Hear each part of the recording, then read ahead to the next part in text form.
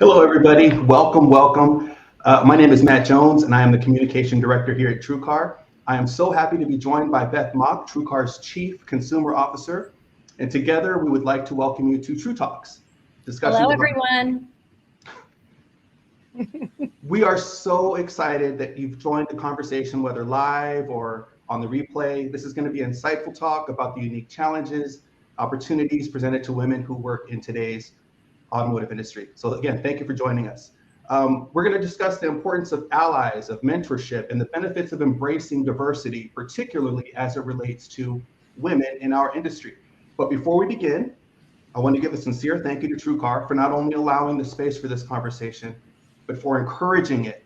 So thank you to you for joining, and thank you to TrueCar for allowing us to have these very, very important conversations. Beth?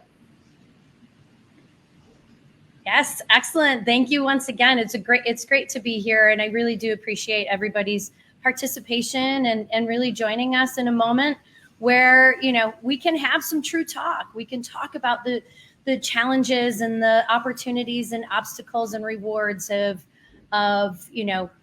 gender differences inside of our industry. And I think that's actually where a lot of discovery can continue to happen, and a lot of reward for all sides, all conversations, again, within our industry can take place. So Matt, shall we just go ahead and get started? I think so. And I think first I would like to bring on, we've got a pretty esteemed panelist roster here. And so first I want to bring on Mr. Eric Barbosa, and he is the managing partner of Henson Automotive in Madison County. Eric is awesome. I wanted him to join the show because more than 60% of his staff across his 3 stores is female. And we're going to talk about the benefits of that and how he has made that happen and how that's impacted his business. Next up, I would like to bring on Scotty Reese. She is the founder of A Girl's Guide to Cars. You may be familiar with that. Finally, I would like to invite Jennifer Stockberger. She is a director at Consumer Reports, and she's going to tell you a little about what she does and her unique take on automotive industry. Panel, thank you so much for joining. Thank you. Good to be here. Thank you. Now, I didn't do any of your introductions any justice, so I'd like for you all to talk a little bit about yourselves, how long you've been in this industry, and whatever you think relevant for right now. And Eric, I want to start with you. All right. So first of all, good morning. Good morning for you guys. It's afternoon for me in Texas. My name is Eric Barbosa. I'm the managing partner at Henson Brand Dealerships. We're in Madisonville, Texas, about 2 hours from Dallas, about an hour and a half from Houston. I've been in the industry for 22 years. I believe 2000. 3 different markets. I've been in California, Texas, and Florida. And just love the business and looking forward to this conversation with you guys. Jennifer? Yeah, welcome. Thanks for having me. I am Director of Operations, as Matt said, here at the Consumer Reports Auto Test Center, which is in Central Connecticut. Been with Consumer Reports for 22 years, and we test about 50 new cars, 50 to 80 tire models, and child car seats here at the Auto Test Center every year. 22 years here, and then another 7 with Pirelli Tire.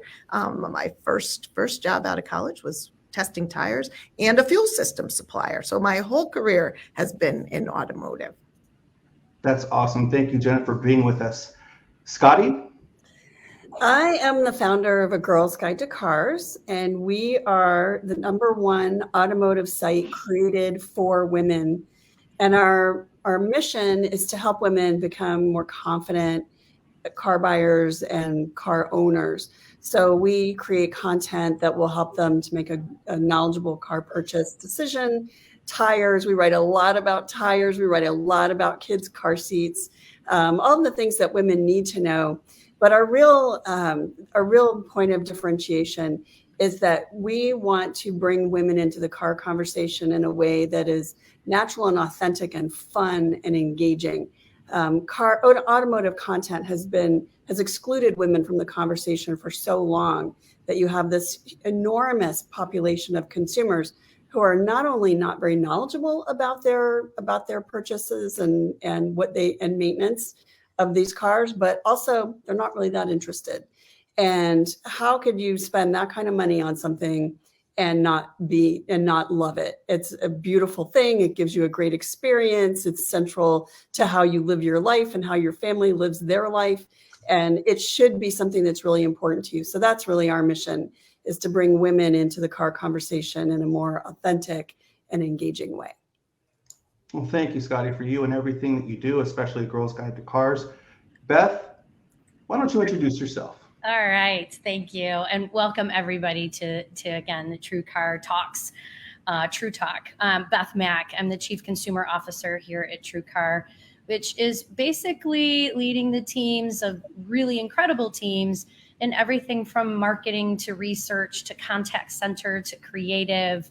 And a little bit of everything in between. And so, really great to have a conversation here with you. It is truly something of true importance for True Car as we continue to develop culture and position and really become part of the conversation throughout, again, the industry, like I had said earlier. So, Matt, I think this is a great time for us to jump into the questions. And again, thank you, everybody, for being here. I'm so excited. Line one, please. That was me. Eric's at the office. It never stops when you're at the store. We got some real life on that. So I want to kick this conversation off because this does happen to be Women's History Month, and I want to talk about the first question I'm going to pose to the panelists. Who is a woman in your life that has really inspired your career, and why? And I think I would like to start that conversation off with Scotty. Can I ask that question to you first? Who is a woman in your life who really inspired your career, and why? Sure. So there are so many inspiring women that I come across on a daily basis. We actually have a site an area on our site called What Drives Her, where we profile women who are changing the automotive industry from the inside. And we write about engineers and designers and marketers and women in sales, all walks of the automotive industry. But going back much earlier in my career, there was a woman in the 80s named Marcy Carsey, who was a television producer, and she was the executive producer of The Cosby Show, The Real World, Roseanne, that 70s show. And before that, she was on the team of Happy Days and Mork and Mindy. She was a real, a huge force in Hollywood. And she was the only woman doing that kind of work in Hollywood. And she just motored through all of the barriers and all of the obstacles and just ignored them and did great work and built this incredible business. She called on allies. She had a partner named Tom Werner who allied for her. And she told him, basically coached him in how to ally for her. And he did. And she learned how to manage bosses and people who were obstacles. She took a very frank, matter of fact, no BS approach to people who tried to hold her back. And she's just she's won so many awards. She's one of the most successful women in Hollywood. And if there's any business that's tougher for women than automotive, it's Hollywood. I had a chance to interview her a few years ago at the LA Auto Show, and it was such a highlight of my life because I've admired her for so long and all that she's accomplished. And I think that we in automotive, if we're able to, and there are a lot of women who are rising to pretty impressive roles right now. I mean, think of Mary Barr, of course, but Chris Fuel over at Chrysler, Joy Filatico at Lincoln, to name just a few who are really setting new standards for women. But if we can do this, we not only solve the problems in our own industry, but we inspire other industries to do better. And we become a leader. And that's something that automotive really needs to be. And we can, and we should be. We're such a big sector. We should be looked at as a leader when it comes to things like diversity, inclusion, and equity. That was fantastic, Scotty. And when you said the name, I was like, I don't recognize this name. But as you started running off that list, I was like, I watched those shows. Right? I recognize seeing that name at the ending credits. That's incredible. That's very, very impactful. Thank you for sharing, Scotty. I think I want to pose that next question to Eric, that same question. Who's a woman in your life who's really inspired your career? I mean, that's a simple one for me. It's really my mom, my mother.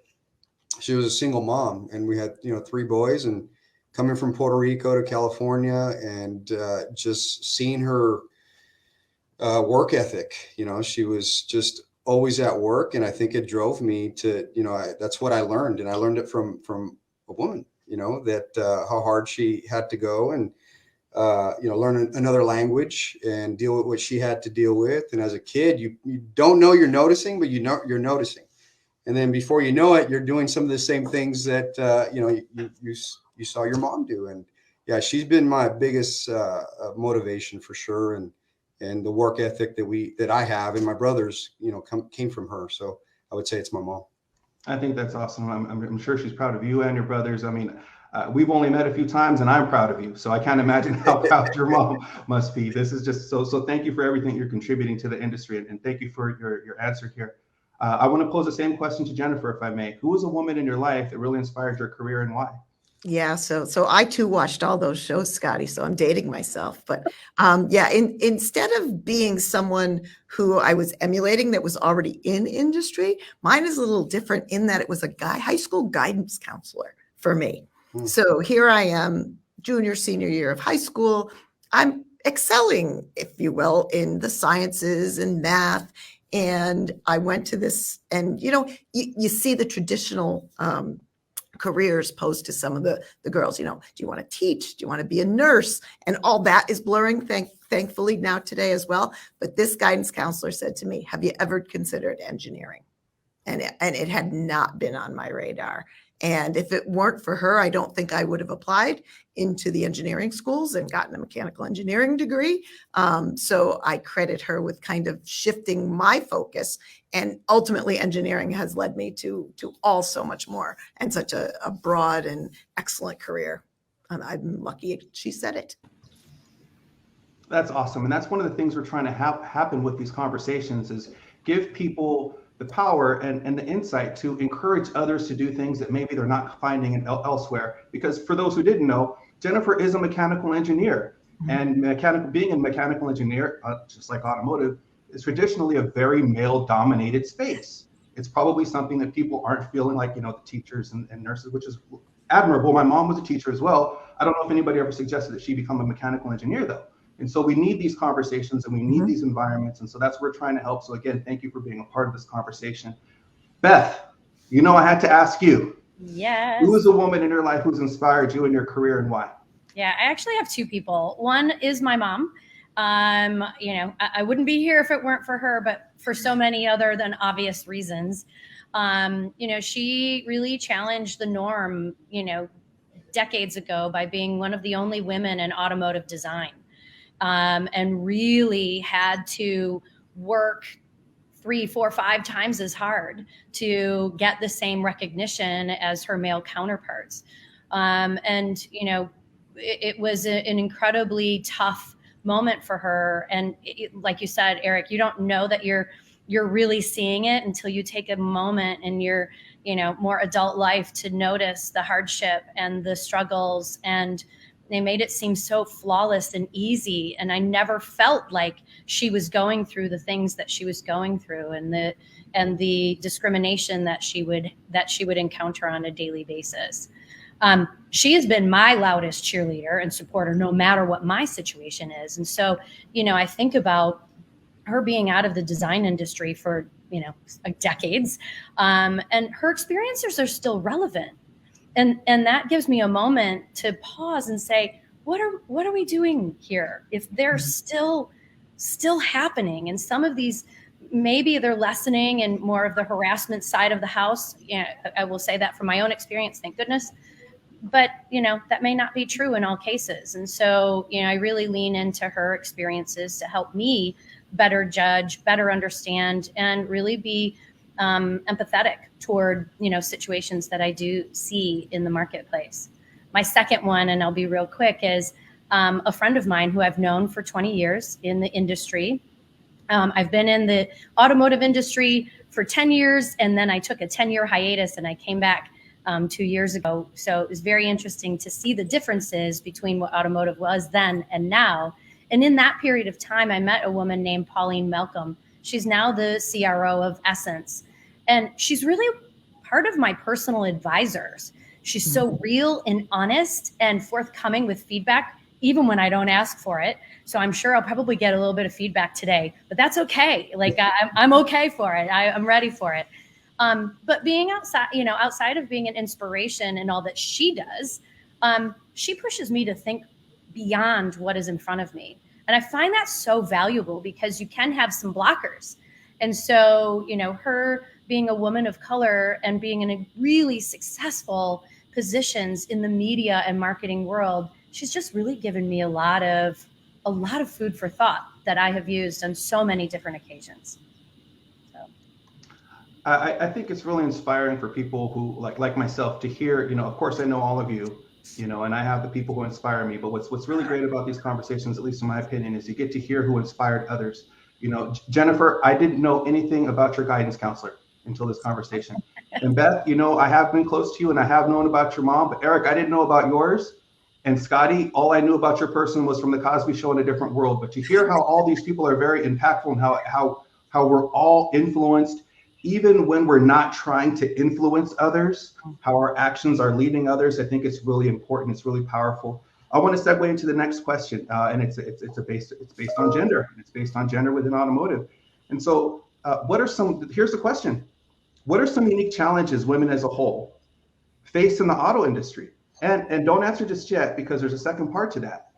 Whether those challenges are external or self-imposed. There's a big conversation about things like imposter syndrome in the world right now, right? So the challenges may also come from within. So what are some unique challenges women as a whole face in auto right now, either from the outside or from the inside?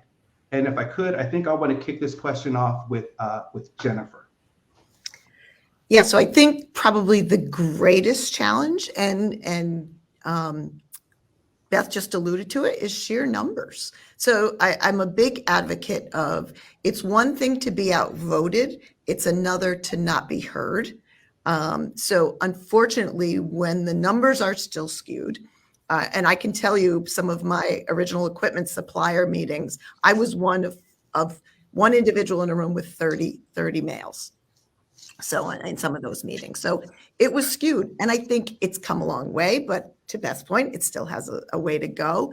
And the risk is that you are going to be outvoted, and you can often, so it's almost that you have to make yourself be heard more strongly and be ready for that.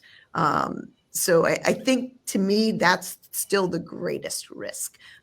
One of the things you and I talked about, Matt, is the data says 80% of car purchases are influenced by women. Maybe that's why Eric has so many women on his team. But when you think of that, why the disparity, I'm still not sure. And I will tell you, the automotive industry in general, but in the tire industry, it's even more. There's less women in tires than there are even in automotive. So I think there's still a lot of work to be done here. I do credit, like a panel like this idea of, I see people like myself. If a few young women watch this panel and see that, I think that's also super helpful. That's awesome. Thank you. Because, I might as well jump in with it now, because after everybody gave their answer, I was going to follow up with how do we overcome these challenges? And Jennifer, I think you kind of touched on it. It's not something, again, that comes completely from within. Sometimes people do need external help from seeing it so that you can believe it, which I'm a firm believer of, and allyship and mentorship. So hopefully we could provide a little of that, within this hour. Beth, I love what Beth said about a village. Create a village around yourself. And I'm not saying they have to be all female. Great males, great females who want the best for you, and use their advice. Somebody who's honest, like we say, who can help you forward. And give you that feedback sometimes even when you're not asking for it. Right, Beth? As painful as that can be, yes. So let me ask that question. So from your point of view, what are some unique challenges that women face in automotive? Yeah, well, Jennifer, I will toggle off of yours of while you might not be heard and the numbers are skewed, when you are heard, you're not taken seriously. Yeah. And again, it's something that you would think after all of these conversations that we have year in and year out, that there'd be a little bit more awareness around those who are in meetings and those who do work with you on a day-to-day basis, that they would give you an opportunity just as you give them opportunity to voice their opinion. So, I think there's definitely some imposter syndrome that comes with confidence. It also comes with busting, that comes with confidence and comes with time and just comes from sheer will to not let that be part of your thinking. But really being taken seriously is such a huge obstacle that starts first. Eric? I got a different perspective, being obviously first, not a female. I hire a lot of them. I was raised by a very strong independent one.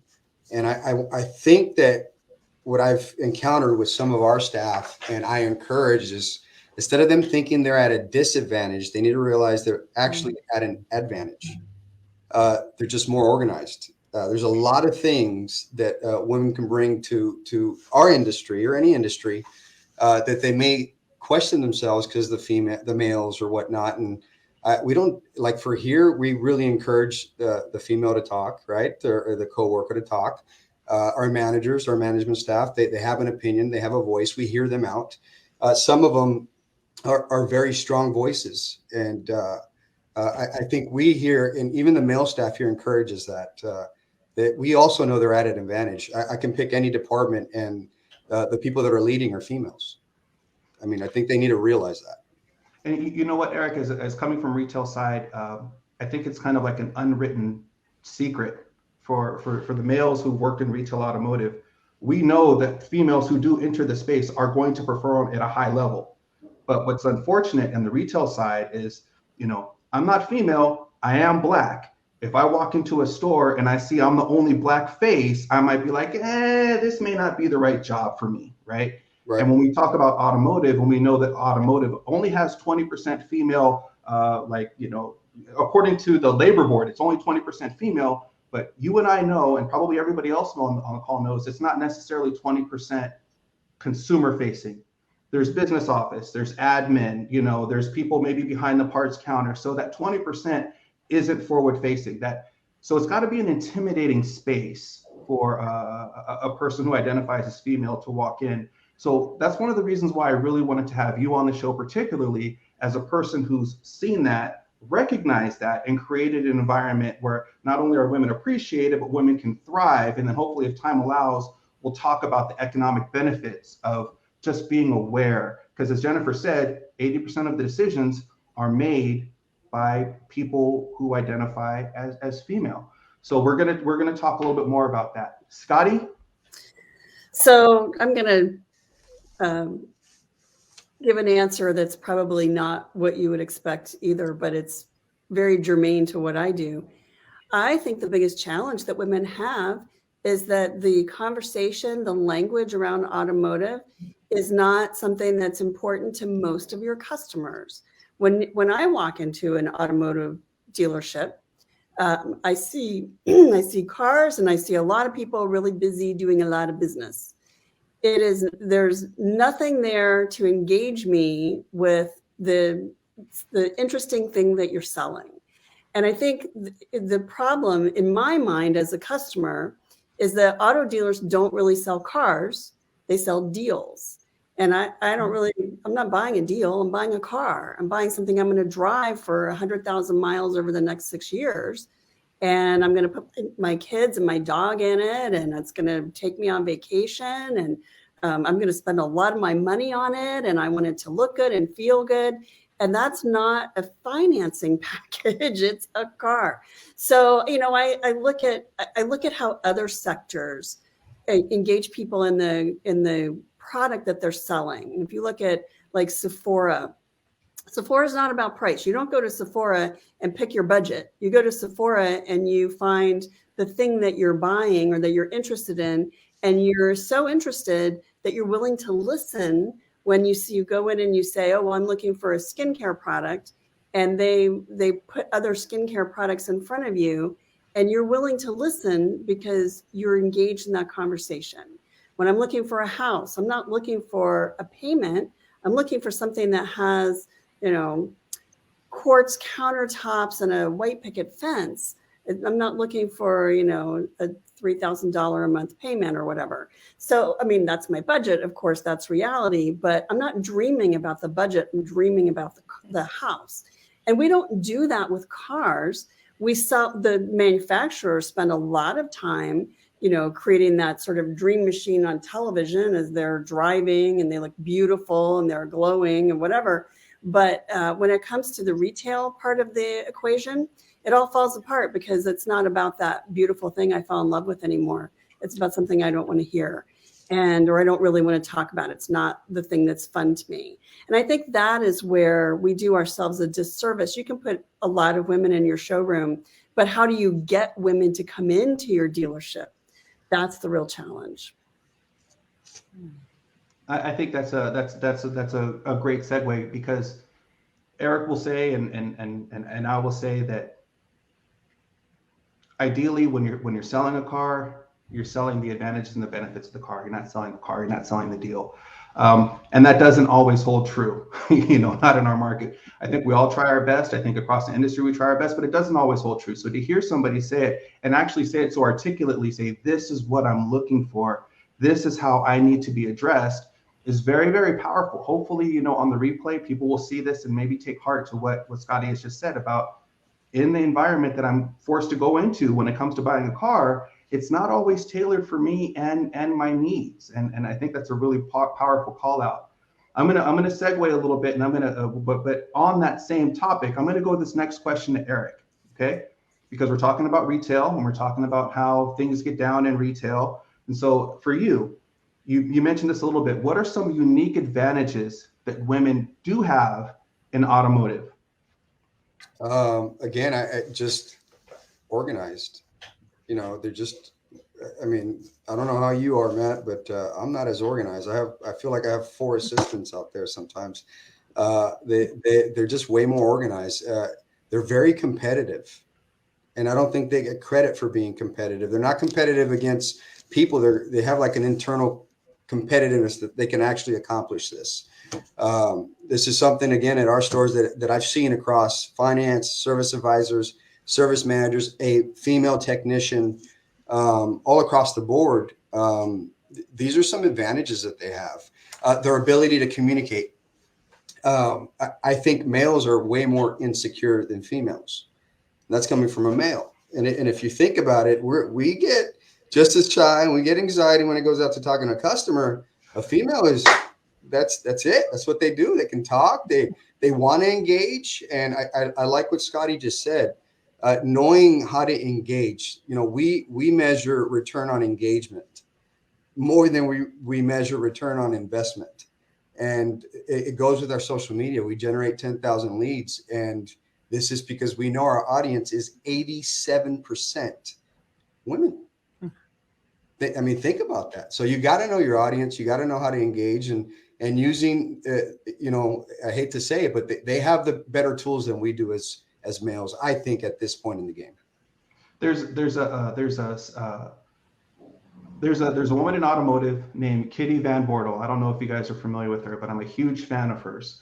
If you're not familiar with her, just really quickly, she was a salesperson in the 70s and the 80s at a dealership in the Northeast. And although she was excellent, she wasn't given an opportunity to become a sales manager. And so she said, you know what?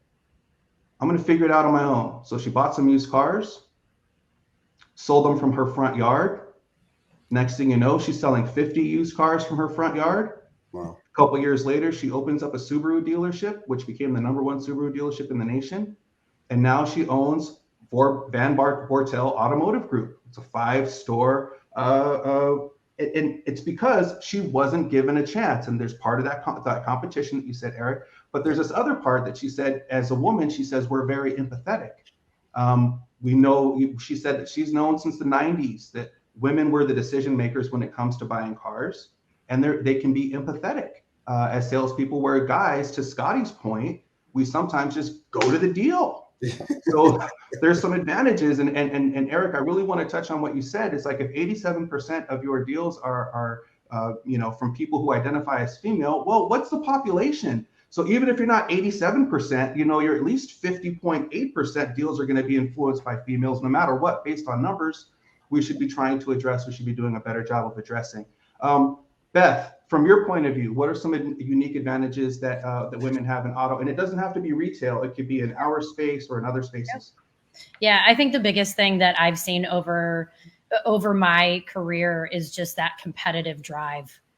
Yeah, I was prior to any type of truly professional advertising and marketing world, I was a hairdresser. So let's talk about the cutthroat competitive world of trying to secure clients when you're sitting next to that person whose client you want to steal, right? They're a cash cow. It started way back then, and I could see it, in the ladies that I worked with, in their eyes, right? They were out for you. So you just start to, and not for you as an individual, but for their success.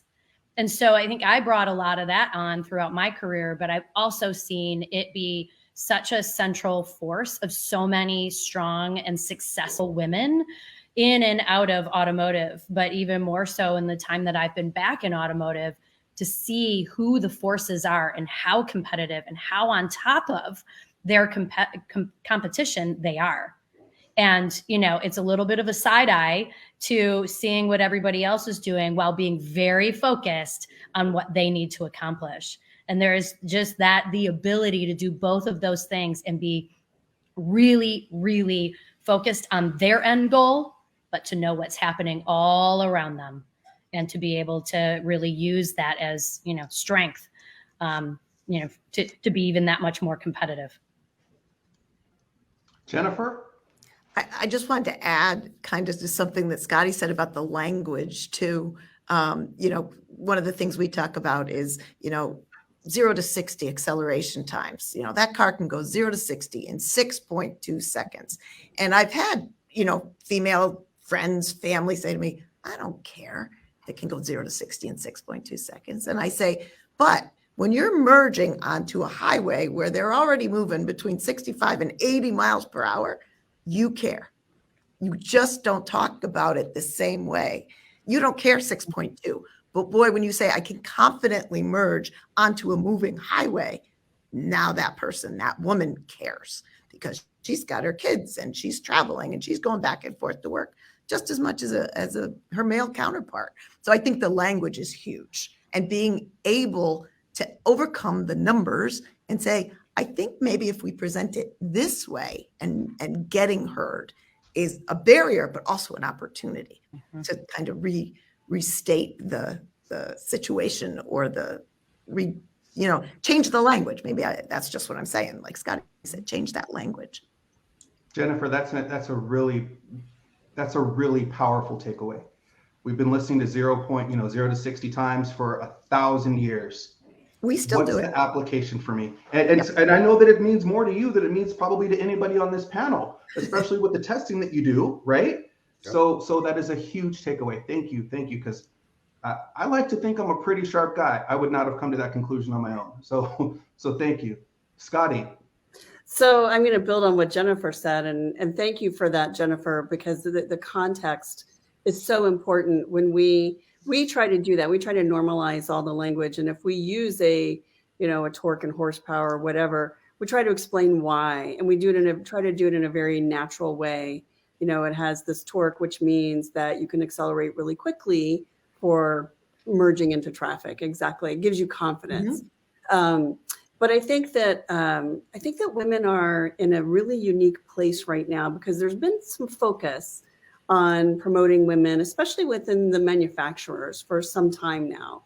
And we look at Mary Barra sitting at the helm of GM, and she is the result of an effort that started in that company 30 years ago to create a workforce that replicated or looked more like their customer base. And so they were the first ones really to formalize the DEI programs. And Mary Barra is the first one to really sort of graduate from that and lead the company. So what you see in those programs is you see the companies revising and evolving the way they do business. And I think that's where women have a real advantage. Being a female in the automotive industry is we get to be a driving force in the change. So we've seen so much going on, changing in the way that we do business the last 2 years because of the pandemic. So much more digital driven, people really doing their shopping and research at home, shortening the time in the dealership, coming into the dealership even more knowledgeable about the things that they are looking for. And a lot of what the way we've been able to serve that customer in a way that we had to pivot was because we had people who said, this is really how I would like to be served as a customer. So as a woman, we are in the unique position to be able to say, well, these female customers who we want, this is how they would like to conduct this business. This is what they want to know. This is what they want to experience. This is the experience they want to have in our business. And I think if men don't have that perspective because they're not women. So they really need to listen to their female counterparts to hear what it is the female customers want, and then empower them to take those ideas forward. So I think we're in a really unique position to lead. Scotty, I want to touch on something you said. You talked about perspective and point of view, and I think everybody's got a point of view, but they are very different. And I want to hear about your point of view. And I think your point of view helped you creating a Girl's Guide to Cars. But I always wanted to know what inspired you to found a Girl's Guide to Cars. So, honestly, I didn't want to do it. It was a friend of mine who said, hey, let's start a business focused on cars. We'll create this car site for women. And when I thought about cars, I thought about the media that was out there, which was a lot of girls in Daisy Duke shorts and lucite heels, posing on the hoods of cars. And then commercials, a lot of sports marketing and that kind of thing that didn't really appeal to me. And, I bought my cars through a lot of research and asking friends and seeing what other people drove. And it just like the two just didn't add up to me at all. And I just thought, no, I don't want to have anything to do with the automotive business. It's not friendly to women. But then I did some research. And I learned that 85% number. Some people quote it as 80, some people quote it as closer to 90% of all car purchases are made by or influenced by women. And the disparity between the number of women who buy cars and the amount of media that's directed towards women, and Consumer Reports is the outlier. It was the only one that really takes a very unbiased approach. Just, here is the data for you. Here are the facts. But almost all other media, they talk in a different language. I was researching a car purchase before we started, and I read all these stories. I'm a journalist. I've spent my whole career crafting language. And I read all these stories about these different cars, and I had no idea what they said. I didn't know the first thing. So I really had to go and ask people about their unbiased, unvarnished opinions of things. And when I could ask them questions and they could tell me in terms that looking at me face to face, terms that were meaningful to me, then I could make a decision. And so it was very clear to me, and that was 8 years ago, that there was a big need for this. And it has been such a rewarding journey. Not only did every car company embrace us at the outset, giving us cars to review and encouraging our work and helping us to monetize a little bit here and a little bit there so we could continue to build the business and build this audience. But the audience response has been phenomenal. The response of women that I meet, both on the content side, women who want to write about cars and or maybe they like cars, but they're a little intimidated because they read, like me, they go and they read these men's magazines about cars and they don't understand any of that language. And so they just walk away. They just think that's not interesting. So it's been a very rewarding journey and reinventing the language and creating the appeal that's already there, but just shedding some light on it and bringing some appreciation to it. That's been the mission, and it's been very rewarding. Well, I've been a fan of yours ever since I first came across it. I mean, A Girl's Guide to Cars is just fantastic. It's what the world needs. We have, I'm going to speak for the male contingent.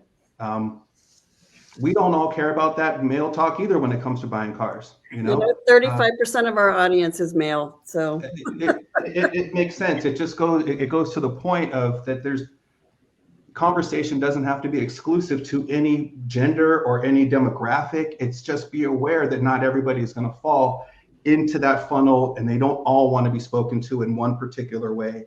And so I think what you're doing, I think it's absolutely fantastic. A Girl's Guide to Cars, just if you're watching, check it out if you haven't checked it out already. I think it's fantastic. I'm going to segue over, and I think this first question I'm going to throw to you, Eric, first, okay? Yeah. How do we attract and recruit more women to the industry, regardless of the sector? And then the third part of that is, how do we attract them? How do we recruit? And then probably most important is, how do we retain women in our industry? Eric. That's a tough one. How to recruit, right? And especially if you're a male, how do you go recruit females to work in the industry, right? The success we've had is that we started off with, we figured out pay plans. Okay. Sounds weird, but nobody wants to be just on a commission-based pay plan. It's scary. Especially, so I'm sorry to interrupt you. Yeah. Boys will do it. I'll do commission only.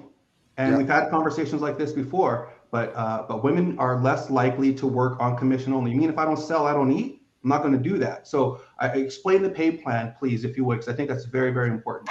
I think typically before the pay plan, you get like a crazy draw that's maybe $1,000 or whatever it was at a dealership. And then you see this pay plan that you have to sell these cars and it's commission based right off the bat. It's scary. It's like, how do I make a living? How do I cover this? How do I cover that? Perspective. I know my mom wouldn't do it because she has 3 mouths to feed. She has to pay rent. She's got to do all that. Removing that and giving them something they're comfortable with, like a salary. Okay.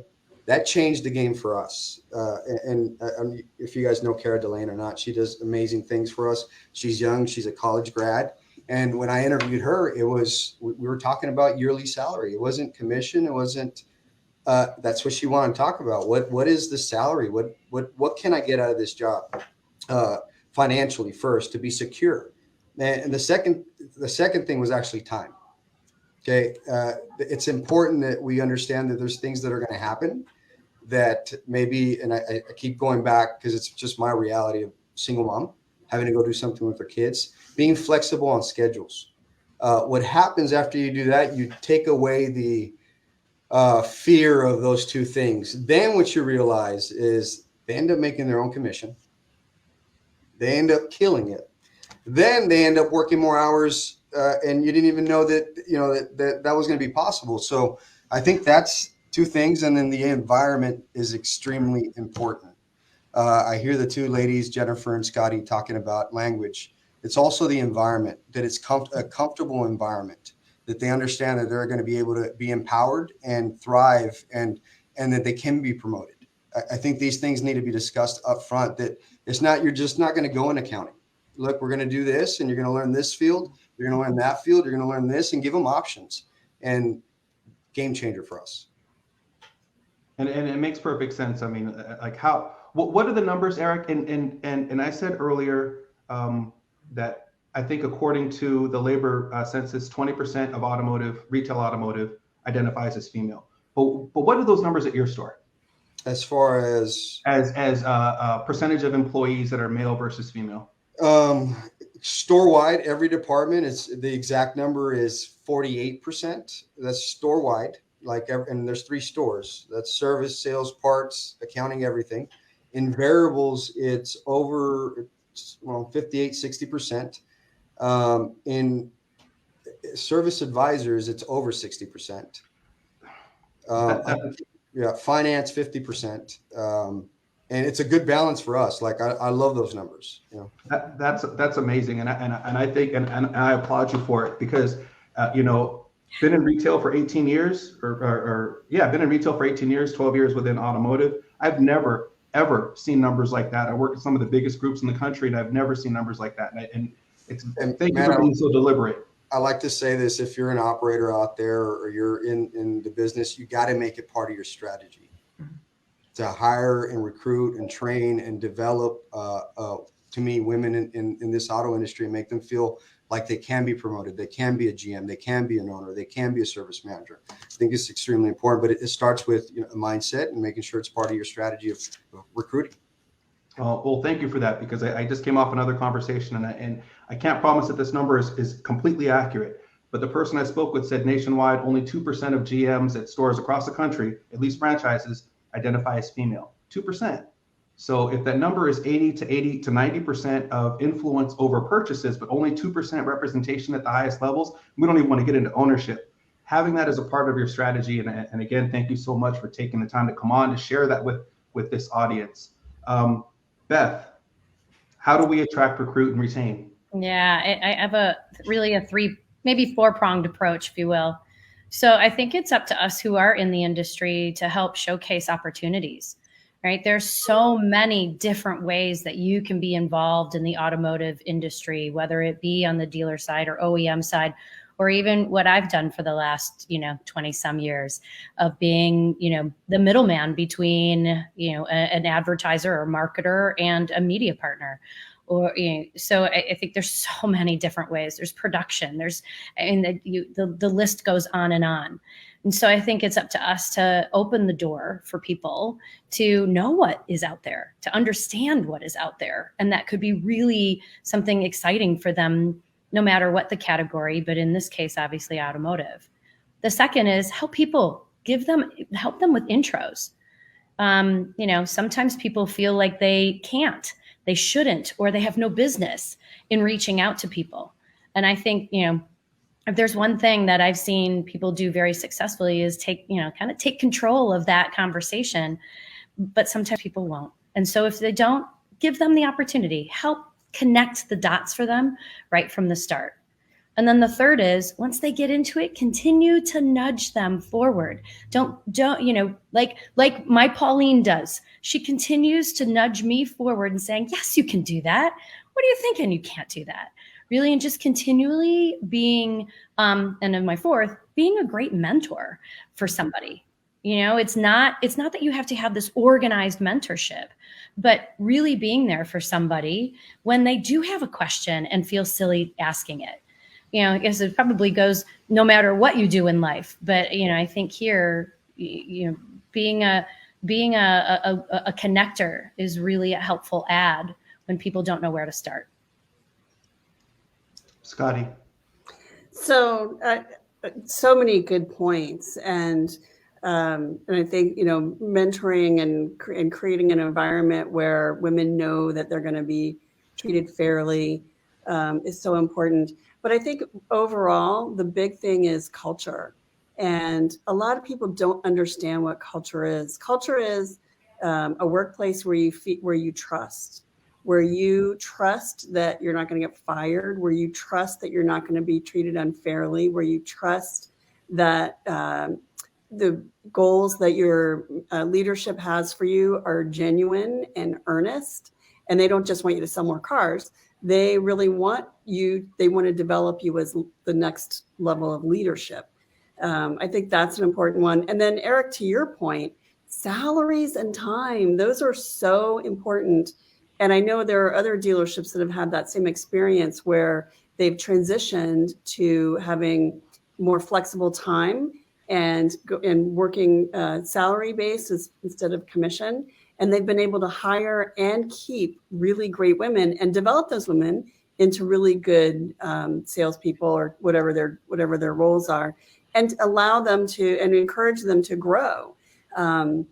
And that's what you want. And I think one of the things that we get stuck on is there are a lot of businesses that still are kind of mired in how we thought about business back in the 90s, which was, churn, because you'll just hire younger people at a lower salary. So if people are here for 5 or 10 years and then they are unhappy, let them leave because you can replace them. Well, that's not the case anymore. Now we realize that if we let them leave, they're also taking that experience. They're taking those customers. They're taking the future of the business. They're taking away from the future of the business.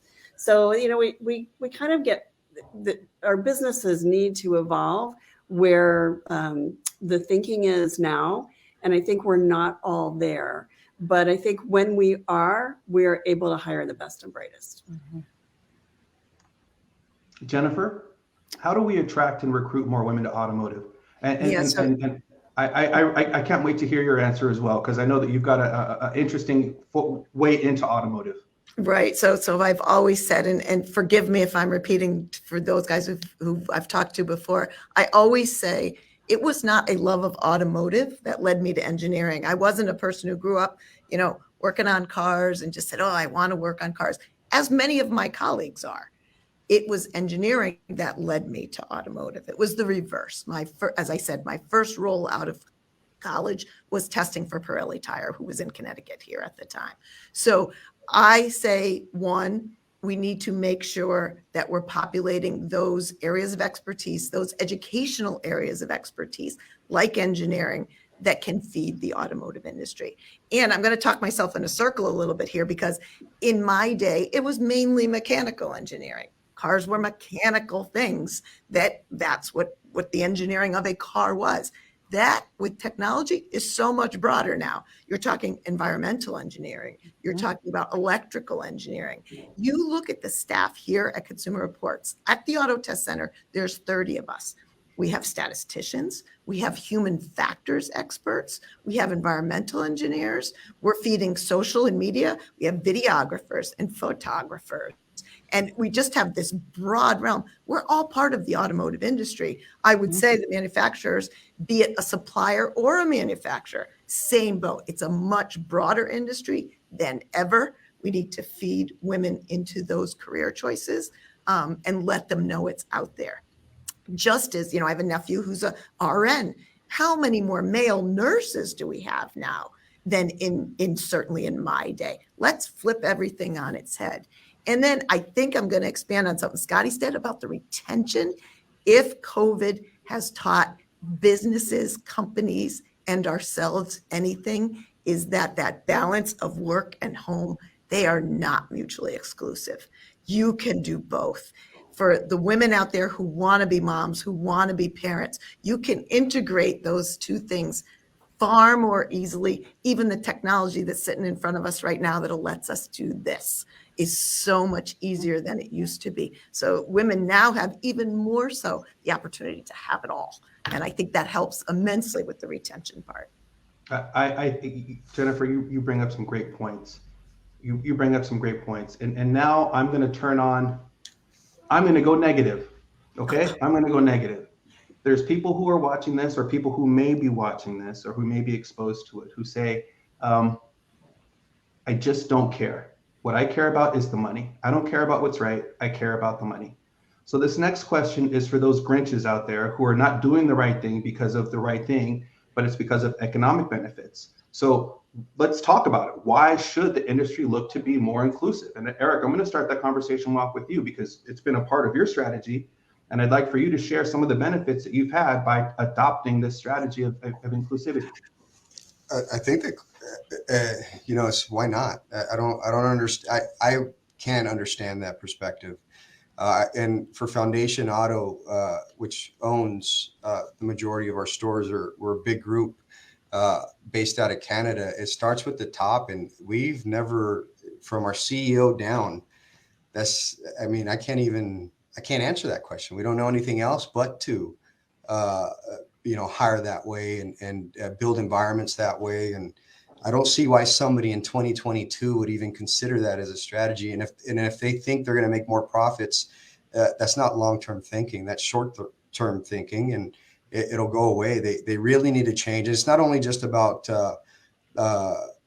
male, female, gender, the word you just used. It's also about generational. Think about Gen X, right now and millennials. Everything's changing, and if you're not understanding how you're going to build your business around your staff and what they're going to produce and how they work, you're going to end up like a lot of dealerships right now that are closed because they're stuck in old ways. And if they're not doing that research and understanding their consumer first, how their consumer shops, how their consumer wants to interact, and then build around that, and then understand that their staff is so important that they meet every criteria. That when people walk in here, they're not walking into like what you guys were talking about earlier. Let's just work a deal. What do you mean? It's not just a deal. This is somebody's vehicle that is going to provide transportation for their family for a long time. It's also going to get them to work. It's also going to provide them a lot of other things that they need for themselves and a family. I don't think this group ever even thinks about that stuff. We're very proactive on finding ways to make that part of our strategy in every asset, in every way. That's awesome. See, there's always that outlier that says, we hired a woman once and it didn't work, and then we hired another woman once, a year later, and that didn't work either. So, if we find a rock star, we'll take her. But other than that, we're not going, because the two that we hired in the past 5 years didn't work. And then we have the other side of the coin where Eric says, this is part of our business strategy. This is part of Foundation's business strategy, and we are reaping rewards for it. And probably just as valuable as if you're not being inclusive, where are you going to be in 10 years? Mm-hmm. Beth, why should the industry look to become more inclusive? Well, I think there's been, several studies that actually says it's better for business, right? Like, your consumer base is diverse. And if you, as an internal employee set, don't have that same perspective as the consumers that you're going after to draw learnings from, and you'll never be able to relate to them. So you're going to be, you think you're going to be talking to them, but really you're saying the things that make you feel better, or that make you, that you think are the best descriptors. And that just falls flat. We've seen it time and time again. And I think it's a huge challenge for companies to take their hats off of who they are and actually listen to the consumer, listen to that wide, diverse set of voices that need products for different reasons. Whether they're a single mom or they're, a young rally, roadster, there's a different reason they need a vehicle. And so listen. Don't just assume that they need it for all the same reasons, right? 100%. So, yeah. Scotty? Yeah, I mean, absolutely. And I would only add that if you think that you don't need to be more inclusive, you should probably sell your business, because you're going to have your hat handed to you. You're going to be a dinosaur, and probably whatever your business is worth now is probably the most it's ever going to be worth. Amen. Amen. I love how direct you were with that, Scotty. Big thumbs up on that one. Not to mince words or anything. Jennifer. So two things. One, I'll just say it again. 80, 85, 90% of automotive purchases are influenced by women. So even if you're just talking dollars and cents, 80, 85, 90% of automotive purchases are influenced by women. And I just want to add one other thing that Eric had said is the younger generation, and this is based on some Consumer Reports survey data, is that the younger generation doesn't just care about the product they're buying. Mm-hmm. They're very in tune with the company and the manufacturer they're buying from. What are their sustainability practices? What are their human cultural practices? They care. They will be willing to pay a little bit more if it's a company and an organization they believe in and that they believe is doing right by not just the product, but the world. So I think that's important as well. Guys, I want to be respectful for everybody's time. We are a minute away from deadline, but we're going to go over by 3 or 4 minutes because I have one last question that I have to ask, okay? Okay. And Eric, you and I are going to be recipients of this question. I'm not going to ask this question of you. This question is for Beth, Jennifer, and Scotty. How can allies better support women in this industry? What do we need to know? And I think I want to start that question with Beth. Yeah, so I think it's and Eric, you're already there, but don't be afraid to to speak up and to say, this is part of my strategy. I'm not embarrassed by it. Doesn't mean I'm anything different, but other than successful. And so how do we ensure that it is something that we're celebrating and that it's not something that's hidden in a business strategy somewhere, but really something we talk about and we, again, celebrate. Thank you, Beth. I love it. Jennifer. Yeah, I was going to say, Eric, I think you're already doing it somewhat. I think sharing, I don't know if there's a automobile dealers association you belong to, share those successes, and maybe you have already. And the other thing, be it one of us, male, female, however you identify, is to listen to that. If it's a room of 30 men and one female, solicit from that one female. Make sure you're hearing them, even if they're outvoted. Even if in the end, 31 of us say, that's not how we're going to go, at least listen to their point of view and solicit it. Well said. And I would add that allyship needs to be more of a formal process. We've had mentoring and we've had leadership development, but allyship is sort of a new thing. And I think if we look at not allyship, but putting safety in place so people are not allowed to fail, so that we're allowed to make mistakes and learn from them, so that we're allowed to discover what we're good at and what we like doing and what we're not good at and what we don't like doing.